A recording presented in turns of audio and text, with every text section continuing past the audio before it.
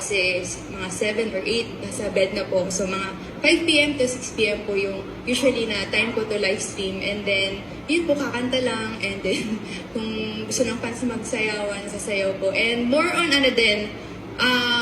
pinag-uusapan yung life din. Kasi mahilig po ako ng ganun. So, sa mga friends ko or sa partner ko po, parang ang saya lang minsan na marirealize mo yung mga nangyayari sa life mo po ngayon. So, sobrang happy lang din ako na yung fans din nakikinig sa akin and nakikipagkwentuhan lang din sila sa akin sa live streams. What's your favorite song? Madami, pero madalas... Current favorite? Na lagi mong pinapakinggan or lagi nasa playlist mo sa car? Alam mo naman yan kung ano. Ayun na siya. Siyempre Blackpink. She's a big Blackpink fan. Kaya bagay na bagay yung pink talaga kay Gemma. We still have some top inspiration, by the way. Saan niyo kinuha yung idea for the shoot earlier while we were waiting for the photo?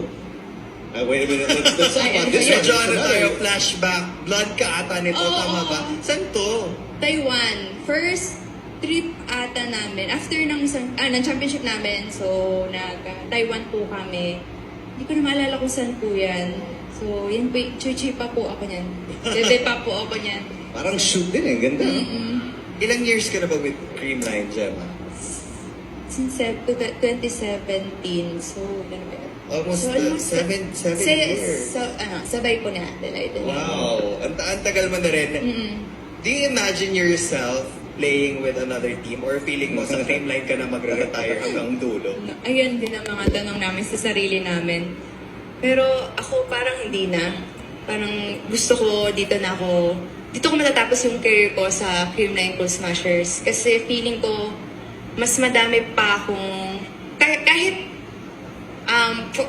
sobrang tatagal ako sa team, parang ma-feel ko pa rin yung improvement ko every day, ganyan. So, parang walang kukulangin. Lagi talang may bibigay sa akin dito sa team na to. And perfect ako sa team. Charas.